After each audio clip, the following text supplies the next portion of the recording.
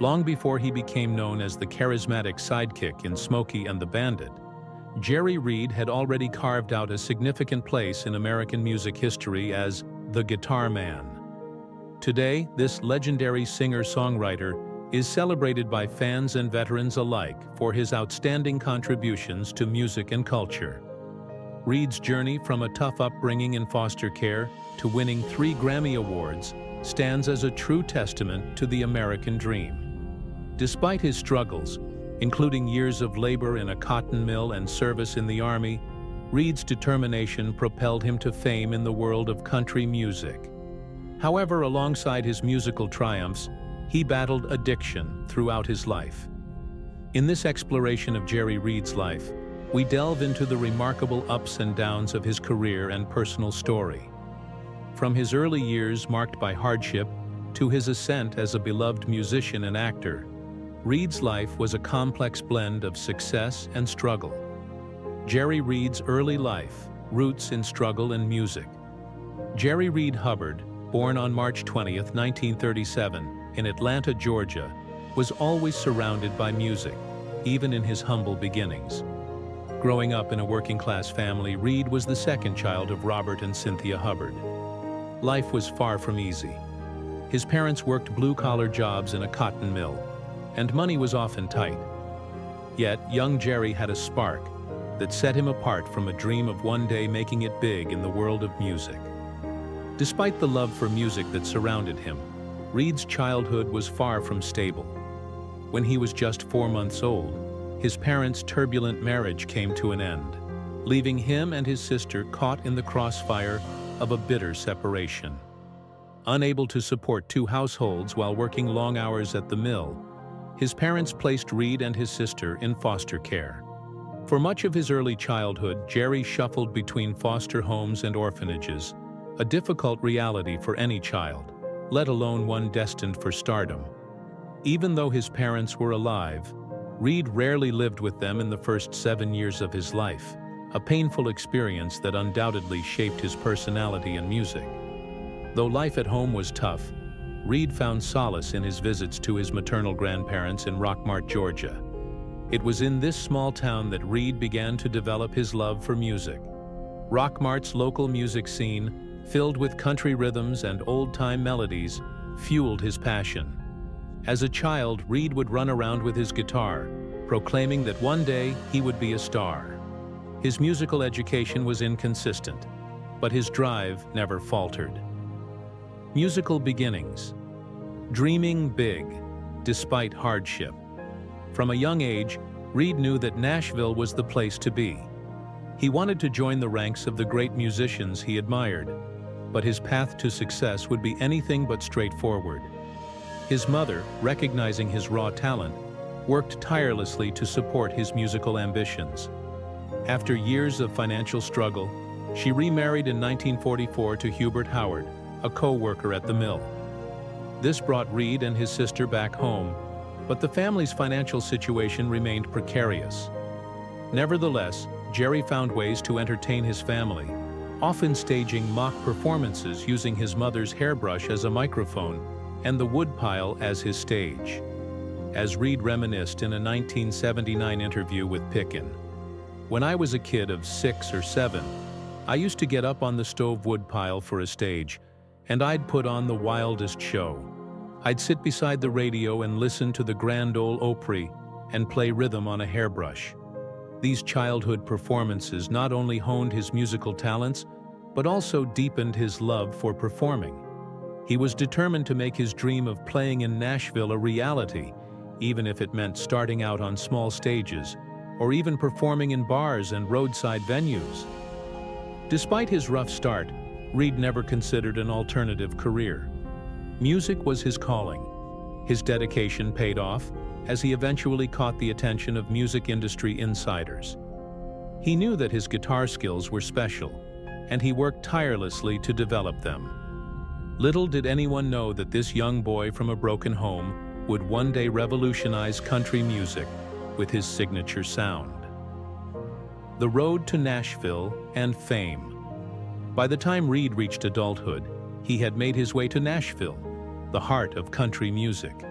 His talent for playing the guitar set him apart from the crowd, and soon, he found success not just as a performer, but also as a songwriter. Reed's early career was defined by his ability to blend country with elements of rock and roll, creating a unique sound that appealed to a wide audience. Reed's big break came when Elvis Presley recorded his song Guitar Man in 1967, giving him national recognition. The song became a hit, and Reed's guitar work was so essential to the track that Elvis insisted Reed play on the recording himself. This collaboration marked the beginning of Reed's rise to stardom. Over the years, Reed's talents expanded beyond music. His acting career took off with his role in Smokey and the Bandit, where he played Cletus "Snowman" Snow alongside Burt Reynolds. Reed's charisma and sense of humor shone through in his performance, making him a fan favorite. He balanced his acting career with his music, continuing to release albums and tour throughout the 1970s and 1980s. The battle with addiction. While Reed's public life was filled with success, his personal life was marked by a long battle with addiction. Like many artists, the pressures of fame took a toll on Reed, and he struggled to cope with his newfound celebrity. Though he achieved great success, including 3 Grammy Awards, Reed never fully escaped the demons of his past. His addiction was a constant battle, one that he openly acknowledged later in life. Jerry Reed's impact on country music and American culture is undeniable. His guitar skills were unmatched, and his songwriting ability left an indelible mark on the genre. Many young country artists today look to Reed as a source of inspiration, striving to emulate his mastery of the guitar and his unique style. Even though Reed passed away in 2008, his legacy lives on through his music and the countless artists he influenced. Today, his contributions to country music are celebrated by veterans and fans alike, reminding us that behind every great artist is a story of perseverance and passion. Reed's journey from a troubled childhood to becoming one of the most beloved figures in country music is a testament to the power of dreams, determination, and the human spirit. Cynthia quickly recognized the need to support her son's musical aspirations, even though they seemed ambitious, if not impossible. Despite their financial struggles, she saved diligently for months, eventually gathering $7. While this wasn't enough to buy a new guitar, fate seemed to be on their side. A neighbor was selling an old instrument, and Cynthia jumped at the opportunity, closing the deal to secure her son's first guitar. Jerry Reed was over the moon. His excitement was palpable, and the moment his hands touched the strings, his passion for music was ignited. Cynthia, who had some basic knowledge of the instrument, found herself in an unexpected role as Reed's first guitar teacher. He would constantly pester her to teach him new chords, and while she worked hard to balance her job and motherhood, she made time to feed his growing obsession with music. She taught him his first few chords, including the C and G chords, and even introduced him to the clawhammer G. In later interviews, Reed credited his mother for being the first person to guide him on his musical journey. The young musician was so excited by his newfound skill that he was relentless in his desire to learn more. He would be waiting for his mother to return from work, guitar in hand, eager for another lesson. However, their financial situation was still tight. Unable to afford even a simple guitar pick, Reed improvised by using a nickel to strum the strings, as his mother instructed him on how to play. The guitar itself was old and rusty, but it was enough to ignite Reed's passion for music and seal his future as a musician. Reed later reflected on this pivotal moment in his life, saying, "I'd sit on the trunk in the kitchen. I'd get up there because I wanted to be on stage, you know. I always wanted to be an entertainer, and I don't have any other memories of ever wanting to be anything else." This desire to perform, to entertain, was present from a very young age. It was clear that Reed was destined for greatness, but his journey was not without hardship. He faced financial struggles, and like many great musicians, he had to forge his path through hard work and determination. By the time Reed had learned everything his mother could teach him, it was time for him to branch out. He sought to learn from the masters of music, but he quickly realized that most people wanted him to conform, to play like everyone else. Reed, however, was determined to create his own distinct style. It wasn't easy, and there was plenty of skepticism. Many doubted his claim of being largely self-taught. He was often met with laughter or disbelief when he told people that his unique playing style was something he developed on his own. The truth was, Reed only took 2 guitar lessons in his entire life. Dissatisfied with his experiences, he quit after the second one. In a 1969 interview, Reed recalled his lessons with a local guitarist. Initially, things seemed to go well, but when his tutor asked him to throw away his thumb pick, Reed resisted and quit on the spot. Determined to teach himself, Reed started learning by listening to his idols on the radio, particularly Merle Travis, a Western Kentucky singer and songwriter known for his fingerstyle guitar playing. Merle Travis had a profound impact on Reed. Travis's fluid guitar picking style, later known as Travis picking, became a defining feature of Reed's own music. Travis was also notable for his blunt, socially conscious lyrics, often singing about the struggles of coal miners and the working class. For Reed, who came from an underprivileged background himself, Travis's music was deeply resonant. One song in particular, "I Am a Pilgrim," left a lasting impression on the young musician. Reed described the moment he first heard it as life-changing. "When I heard it, I thought, boy, there it is. That man is walking with the big dog. He knows where the bodies are buried, and I want some of that." By the time Reed entered O'Keefe High School in Atlanta, he had already made significant progress with the guitar. He continued to experiment with his sound, writing songs that stood out for their originality. While music was his first love, Reed was also drawn to the world of acting. His easygoing charm and natural stage presence made him a popular figure in the school's theater department. During his freshman and sophomore years, he landed several roles, further developing his love for performing in front of an audience. However, by his junior year, Reed's priorities shifted. His passion for music had begun to overshadow everything else, including his schoolwork. He felt that traditional education was pulling him away from his true calling, so he made the difficult decision to drop out of school and work at a cotton mill in Atlanta. Despite the grueling day job, Reed remained committed to his music.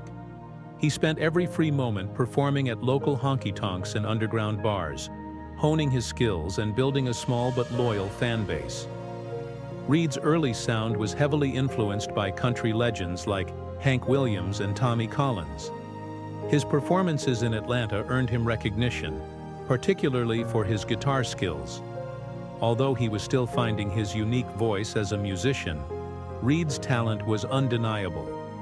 Over time, he would evolve into one of the most distinctive and influential country guitarists of his generation. But those early years playing in bars, learning by ear, and using a rusty old guitar were the foundation upon which he built his career. His journey from a self-taught musician to a celebrated entertainer is a testament to the power of persistence and passion in the face of adversity.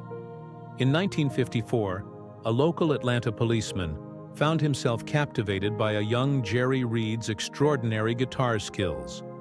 This officer, named Leroy Sooner, was so impressed that he took it upon himself to introduce the teenage musician to Bill Lowery, a prominent figure in the region's music scene. Lowery, a former disc jockey turned music publisher, was also the host of a popular live country music show on Saturday mornings on WGST radio. Understanding Reed's potential, Sooner quickly arranged an audition in front of Lowery, and it became a moment that would change Reed's life.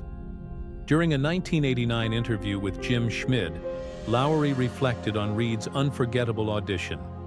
Instead of choosing a well-known tune to showcase his talent, Reed surprised everyone by performing an original song he had written, titled Anthem's Wooden Leg. Even the title itself stood out as peculiar, and the song was unlike anything Lowery had heard before, a novelty piece that left a lasting impression. That moment was pivotal, as Lowery recognized Reed's raw talent and agreed to mentor him. However, he also knew that Reed needed to refine his songwriting, so he placed him among seasoned professionals who could help him improve. Lowery soon arranged for Reed's first tour gig, where he would serve as the opening act for the legendary Ernest Tubb and his band, the Texas Troubadours. This opportunity was a major breakthrough for Reed, so much so that it erased any lingering thoughts he had of returning to school. Reed once remarked, "School was never the same after that," and he knew then that his future lay in music, not a day job at the cotton mill. His time on the road with Tubb and the Texas Troubadours opened doors to numerous other opportunities, and in a flash, Reed's musical career had taken off.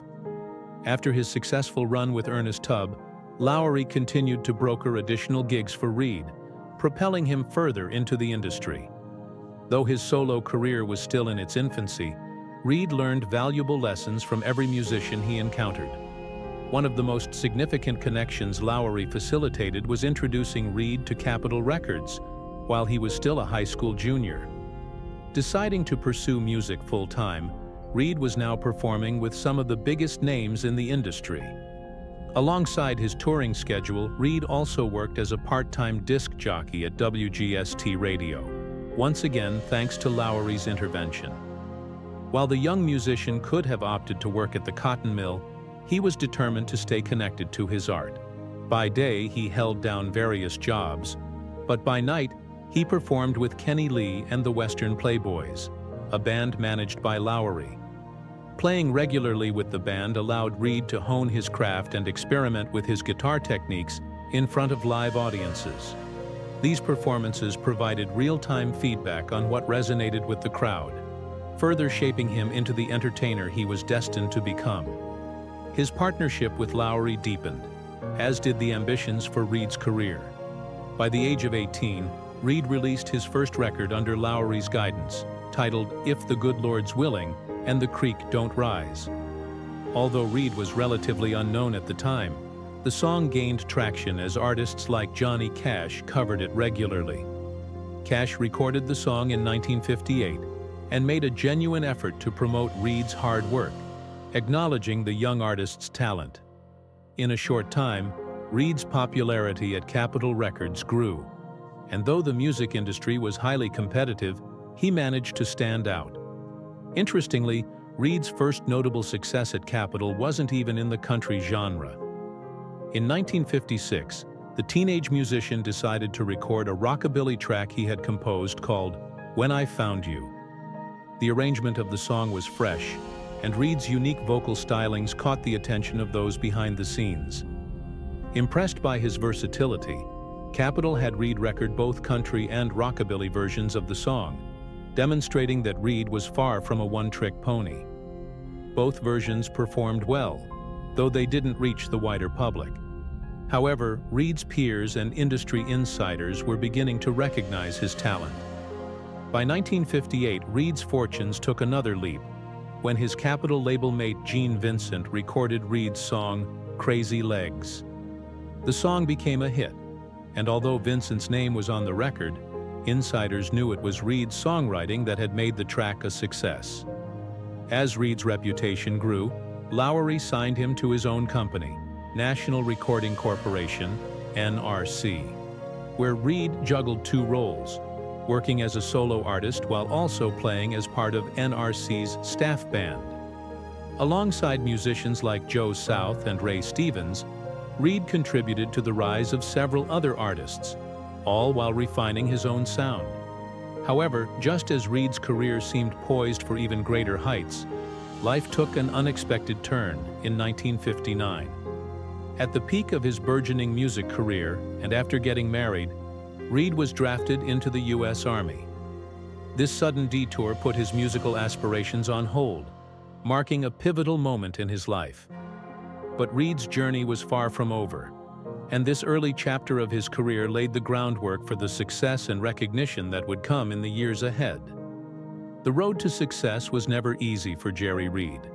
There came a point when the singer-songwriter was forced to part ways with Capitol Records. This difficult decision meant that all of his ongoing projects had to be shelved as he prepared to serve his country. However, even though his music career was put on hold, Reed's talent was undeniable, and his musical charm remained intact. While he was concerned about his future prospects in the industry, fate had other plans. During his service, none other than Brenda Lee, a renowned singer at the time, recognized Reed's exceptional talent. She chose to work on one of his compositions, and that song, "That's All You Gotta Do," became a top 10 pop hit for her. The timing couldn't have been more crucial, as Reed was still busy serving in the military. Despite his absence, his music continued to make waves back home, signaling the potential that awaited him once he returned. After his military discharge, Reed was determined to fulfill his childhood dream of becoming a notable performer in Nashville and beyond. In 1962, he and his wife Priscilla moved to Nashville, the heart of country music, where their journey to fame truly began. By the time they settled in, Priscilla had already achieved her own success, earning a #1 country record as Roy Drusky's duet partner on the 1965 hit, "Yes, Mr. Peters." Having a successful singer as a partner certainly helped Reed as he worked to re-establish himself in the music scene. That same year, Reed decided to relaunch his musical career by signing with Columbia Records. He managed to score 2 minor pop hits, "Goodnight Irene" and "Hully Gully Guitar." Though these songs didn't bring him widespread mainstream success, "Hully Gully Guitar" caught the attention of music producer Chet Atkins at RCA Victor. Impressed by Reed's guitar skills and unique style, Atkins knew it was only a matter of time before they would collaborate. In 1965, Atkins produced Reed's single, "If I Don't Live Up to It." Beyond his solo work, Reed also made strides as both a session and touring guitarist. He became a sought-after musician, playing on several hits for artists like Bobby Bare, and writing successful songs for others, including Porter Wagoner's 1962 chart-topper "Misery Loves Company." However, after only modest success with Columbia, Reed made a significant switch in his career, signing with RCA Records thanks to Atkins' recommendation. Atkins gave Reed the freedom to explore his creativity, and the result was a breakthrough. In the studio, there were no strict rules, allowing Reed to develop his own signature sound. This led to the emergence of his distinctive claw guitar technique, named for the unique shape of his right hand while playing. In 1967, Reed released his self-penned hit, "Guitar Man," a song that instantly caught the attention of Elvis Presley. Presley covered the song, and this marked the beginning of their musical relationship. Soon after, Reed released Tupelo, Mississippi Flash, a humorous tribute to Presley, further solidifying their bond. The two would collaborate on several projects, including Big Boss Man and U.S. Mail. Working with Presley elevated Reed's status in the industry and opened new doors for him. The pinnacle of Reed's early career came in 1971, when he and Atkins shared a Grammy Award for their instrumental album, "Me and Jerry." This success motivated Reed to experiment further with his music, and RCA Records gave him complete creative freedom to pursue his vision. The formula worked once again. The following year, Reed won another Grammy for Best Country Vocal Performance, Male, for his hit, "When You're Hot, You're Hot." Reed's Grammy success would continue decades later when, in 1993, he earned another award for "Sneakin' Around," a guitar duet with Atkins. Reed's influence in country music was undeniable, and he left behind an enduring legacy with hits like "Lord Mr. Ford," "Eastbound and Down," and "She Got the Gold Mine, I Got the Shaft." His instrumental composition, "The Claw," remains a benchmark for aspiring guitarists. Reed's personal life, particularly his marriage to Priscilla Mitchell, was largely stable, free of the controversies that often follow high-profile musicians. The couple married in 1959 and remained together for 61 years, raising 2 daughters, Sedina Ann Hubbard and Charlotte Elaine Zavala, born in 1960 and 1970 respectively. Both daughters pursued careers in country music, continuing the family's musical legacy with guidance from their father. Tragedy struck the family twice. On September 1, 2008, Jerry Reed passed away in Nashville at the age of 71 due to complications from emphysema. While Reed had never struggled with drug or alcohol addiction, he had a long-standing battle with cigarette smoking. Friends and family, including close companion Tom Bresch, recalled Reed's difficulty in quitting smoking, a habit that eventually claimed his life. Following Jerry's death, Priscilla struggled with sadness and depression. She passed away in 2014, leaving behind the legacy they built together. Today, Reed's daughters continue to honor their father's memory, keeping his music and spirit alive for future generations. Jerry Reed will forever be remembered as a monumental figure in country music. His innovative guitar playing, unforgettable compositions, and collaborations with legends like Elvis Presley left an indelible mark on the industry. His career, though marked by ups and downs, was a testament to his resilience and talent, proving that sometimes all you really gotta do is keep pushing forward.